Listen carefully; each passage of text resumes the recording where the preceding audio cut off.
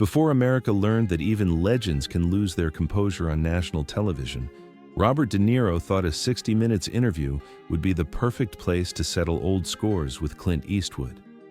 This is the story of how a routine CBS profile turned into the most uncomfortable television moment in history when two Hollywood titans faced off with nowhere to hide. "You've been coasting for 30 years, Clint." The words hit the 60 Minutes studio like a thunderbolt as Robert De Niro leaned forward in his chair, his eyes locked on Clint Eastwood with barely contained fury. What had started as a respectful joint interview about their legendary careers was about to become a public execution, but nobody knew who would be holding the knife when it was over. The CBS News building in Manhattan hummed with the quiet efficiency that had made 60 Minutes America's most trusted news program for over 2 decades. On this crisp March evening in 1995, the show's producers believed they had assembled television gold, a rare joint interview featuring two of Hollywood's most revered actors discussing their craft, their rivalry, and their place in cinema history. Clint Eastwood arrived at exactly 6 p.m., 15 minutes early as was his custom.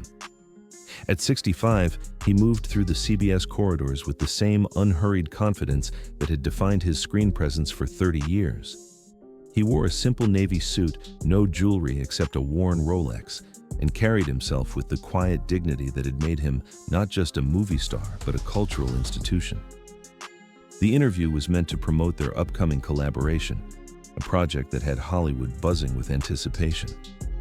After years of rumors and false starts, Eastwood and De Niro had finally agreed to work together in a crime drama that promised to be the cinematic event of the decade. Robert De Niro arrived 20 minutes later, his entrance more theatrical than Clint's understated approach. At 51, he was still riding high from a string of critically acclaimed performances that had established him as perhaps the finest actor of his generation. His method acting techniques and complete character transformations had earned him 2 Oscars and the respect of peers who marveled at his commitment to his craft. But beneath the surface of this professional collaboration lay years of simmering tension. The two men represented fundamentally different approaches to acting and filmmaking. Clint's minimalist style, his belief that less was more, that presence trumped technique, stood in direct opposition to De Niro's intensive method approach, his conviction that true artistry lay in complete psychological transformation. The tension had been building for months during pre-production meetings. De Niro had made subtle comments about instinctive versus intellectual acting. Clint had responded with characteristic silence, but those close to him knew that the younger actor's implied criticisms had not gone unnoticed. 60 Minutes correspondent Morley Safer, a veteran of thousands of interviews, sensed the undercurrent of hostility the moment both men entered the studio. The usual pre-interview small talk was stilted and formal. When they took their positions in the iconic 60 Minutes chairs, 2 leather seats facing each other with no desk or barrier between them, the atmosphere was electric with unspoken conflict. The cameras began rolling at 7:30 p.m. for what was scheduled to be a routine profile of 2 Hollywood legends. Nobody in that studio could have predicted they were about to witness television history. Morley Safer opened the segment with his characteristic authoritative delivery, introducing viewers to what he called 2 of America's most respected actors, sitting down together for the first time to discuss their legendary careers and their upcoming collaboration. The first 20 minutes proceeded exactly as the producers had hoped. Safer guided the conversation through familiar territory, their early struggles, breakthrough roles, and evolution as artists. Clint answered questions with his typical economy of words, his responses thoughtful but brief. De Niro, by contrast, expanded on every topic, diving deep into his process and philosophy with the kind of intellectual passion that had made him a darling of film critics. The dynamic was immediately apparent to viewers. Clint represented old-school Hollywood professionalism, direct, unpretentious, focused on results rather than process. De Niro embodied the new generation of serious actors, introspective, analytical, committed to exploring every psychological nuance of his characters. "Tell me about your different approaches to preparing for roles," Safer asked, unknowingly lighting the fuse that would explode the careful professionalism of the interview. Clint's response was characteristically straightforward. I read the script, I understand the character, I show up prepared. The camera sees everything, so you better know what you're doing when they call action. De Niro's reaction was more complex, more layered. For me, preparation is everything. You have to live the character, breathe him, understand not just what he says, but why he thinks the way he thinks. It's about finding the truth beneath the words. The subtle distinction might have passed unnoticed by casual viewers, but industry professionals watching that night immediately recognized the philosophical divide being exposed. These weren't just different techniques, they were competing definitions of what constituted serious acting. Safer, sensing the tension, pressed further. Do you think there's a right way and a wrong way to approach a role? The question hung in the air for a moment too long. Clint glanced at De Niro, then back at Safer. There's effective and ineffective. The audience doesn't care how you got there. They care whether you took them on the journey. De Niro shifted in his chair, his body language changing subtly but noticeably. But the journey matters, he said, his voice carrying just a hint of edge. If you're not fully committed to finding the truth of the character, you're just performing. The word performing landed like a carefully aimed dart. Everyone in the studio understood that De Niro wasn't making a general statement about acting. He was making a specific criticism of the man sitting 3 feet away from him. The shift from professional disagreement to personal attack happened so quickly that even veteran broadcaster Morley Safer was caught off guard. One moment, he was moderating a civilized discussion about acting techniques. The next, he was witnessing what appeared to be a carefully planned assault on one of Hollywood's most respected figures. De Niro's transition from subtle criticism to direct confrontation was masterful in its execution. He had been building his case methodically, establishing his credibility as a serious artist before delivering what he clearly intended to be a career-defining blow. "You want to know the difference between us, Clint?" De Niro said, leaning forward in his chair with the intensity that had made him famous. "I've spent 30 years challenging myself, pushing boundaries, disappearing into characters so completely that audiences forget they're watching Robert De Niro. You've spent 30 years playing the same character with different costumes." The CBS studio fell into the kind of silence that occurs when everyone present realizes they're witnessing something unprecedented. Camera operators instinctively tightened their shots, understanding that they were capturing television history. Safer opened his mouth to intervene, then closed it, recognizing that any interruption would only diminish the power of the moment. But De Niro wasn't finished. The months of suppressed frustration, the years of watching critics praise Clint's naturalistic performances while his own intensive method work was taken for granted, all of it came pouring out in a torrent of accusations disguised as professional critique. "You've been coasting for 30 years, Clint," he continued, his New York accent sharpening with emotion. "The same squint, the same whisper, the same tough guy persona. That's not acting, that's brand management. Real actors transform themselves, they take risks, they dig deep into the human condition and bring back something true." He gestured dismissively toward Clint, who sat perfectly still throughout the attack. "You show up, you deliver your lines, you collect your paycheck. But when was the last time you actually acted? When was the last time you surprised yourself, let alone your audience?" The accusations were devastating, not just in their content, but in their delivery. De Niro wasn't shouting or losing control. He was presenting his case with the same methodical precision he brought to his character preparation. Every word was chosen for maximum impact, every pause calculated to let the implications sink in.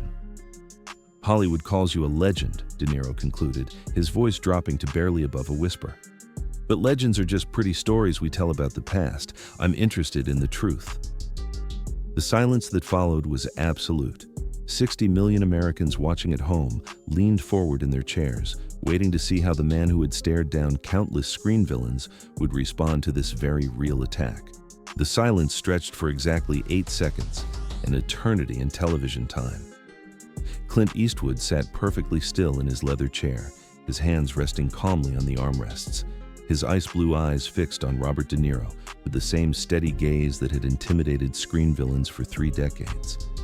When he finally spoke, His voice was so quiet that the studio's sensitive microphones had to strain to capture every word. But the quietness wasn't weakness. It was the controlled calm of a man who had just decided to end a career. "Bob," he said, and somehow the simple use of the nickname instead of Robert immediately diminished everything that had come before. "You've spent a lot of time tonight talking about truth and transformation and digging deep." He paused, not for dramatic effect, but with the measured timing of someone who understood that words, once spoken, could never be taken back. "But there's something you don't seem to understand about acting." Another pause, this one allowing the weight of his authority to fill the space between them. "The best acting doesn't look like acting at all." De Niro's confident expression began to waver as he realized that Clint's response wasn't going to be the defensive stammering he had expected. "You talk about disappearing into characters," Clint continued, his voice never rising above conversational level, but somehow commanding the entire studio's attention. "But the truth is, Bob, you don't disappear. You announce. Every performance is a masterclass in, look how hard Robert De Niro is working. The audience never forgets they're watching you act." The reversal was swift and surgical. In less than 30 seconds, Clint had transformed De Niro's attack into evidence of his own limitations.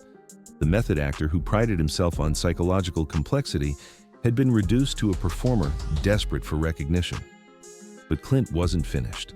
He leaned forward slightly, his posture mirroring De Niro's earlier aggressive stance, but somehow making it seem casual rather than confrontational. "You called me a brand," he said, his tone carrying just the slightest hint of amusement. "Maybe you're right, but brands endure because they deliver something people can trust. They don't need to reinvent themselves every time out because they got it right the first time." The final blow was delivered with surgical precision. "The difference between us, Bob, is that when people watch my movies, they believe what they're seeing. When they watch yours, they admire your technique. There's a difference between truth and performance, and tonight you've demonstrated it perfectly." The studio fell into stunned silence as the full impact of Clint's response became clear. The immediate aftermath of Clint's response was unlike anything in 60 Minutes' distinguished history.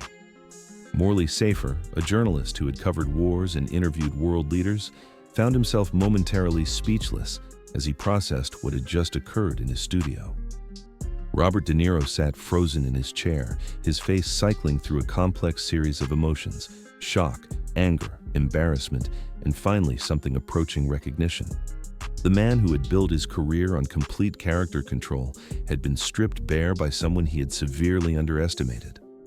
The CBS control room erupted in barely controlled chaos. Producers who had worried about filling a full hour now realized they had captured one of the most compelling television moments in decades. Phone calls were already being made to network executives, advertising departments, and publicity teams. Everyone understood that this interview would be replayed, analyzed, and discussed for years to come. But the real impact extended far beyond the television studio. Within hours of the broadcast, entertainment reporters were dissecting every word, every gesture, every pause. The interview became required viewing in film schools, business schools, and communication programs across the country. For De Niro, the aftermath was professionally devastating. His attempt to publicly diminish Clint had backfired so completely that it raised questions about his judgment both as an actor and as a person. Industry insiders began to whisper about ego overtaking artistry, about a great talent who had confused intensity with insight. The irony wasn't lost on those who knew both men. De Niro, for all his talk about truth and authenticity, had revealed himself most completely in that moment of attack. His need for validation, his competitive insecurity, his willingness to tear down a colleague, all of it had been exposed by his own words. Clint, meanwhile, had demonstrated the very qualities that made his screen presence so compelling. He had absorbed the attack without flinching, processed it completely, and responded with devastating effectiveness. The performance had been so natural, so seemingly effortless, that it proved his point about the power of authentic presence. In the weeks that followed, their planned collaboration was quietly shelved. No official explanation was given, but everyone understood that the creative partnership had died in that CBS studio, along with any pretense of professional respect between the two men. The 60 Minutes interview became a cultural touchstone, referenced whenever discussions turned to the nature of stardom, the difference between celebrity and respect, and the enduring power of quiet dignity over loud insecurity. 28 years later, the 60 Minutes interview between Clint Eastwood and Robert De Niro remains one of the most watched and analyzed pieces of television in CBS history. What was supposed to be a routine profile of two Hollywood legends became instead a masterclass in the difference between performing and being. For Clint Eastwood, the interview marked a defining moment in his transformation from movie star to cultural icon. His response to De Niro's attack had been so perfectly calibrated, so devastatingly effective, that it elevated him beyond mere celebrity into something approaching folk hero status. The man who had always let his work speak for itself had finally spoken for himself, and the result was unforgettable. The interview footage became a fixture in communications courses, leadership seminars, and conflict resolution workshops. Business schools used it to illustrate the power of restraint under pressure. Film schools analyzed it as an example of authentic presence versus manufactured intensity. Psychology programs studied it as a case study in projection and insecurity. For Robert De Niro, the long-term consequences were more complex. While his career certainly didn't end, the interview marked a turning point in how he was perceived by both the industry and the public. The man who had been revered for his artistic integrity was now viewed through the lens of that televised attack, and many found the view disappointing. The broader lesson of that evening extended far beyond Hollywood. In an industry and a culture increasingly dominated by noise and spectacle, Clint Eastwood had reminded everyone that quiet confidence still carried more weight than loud insecurity. He had proven that you don't need to tear others down to build yourself up, that true strength doesn't require the diminishment of others. Perhaps most significantly, the interview demonstrated the enduring power of authenticity in an age of performance. While De Niro had approached the encounter as a calculated professional maneuver, Clint had simply been himself, and that authenticity had proven more powerful than any technique or strategy. The CBS interview became a reminder that in a world full of people trying to prove how smart, how talented, how important they are, there's something irresistibly compelling about someone who doesn't need to prove anything at all. Years later, when film historians compiled lists of the most important moments in entertainment television, the 60 Minutes face-off always made the top 10. Not because it revealed any secrets about filmmaking or acting, but because it captured something essential about character, dignity, and the kind of quiet strength that no amount of method acting can teach or technique can replicate. Have you ever seen quiet confidence defeat loud arrogance? Share your story in the comments below. Don't forget to hit the like button if you liked the video and subscribe if you want videos like this to come. See you in the next story.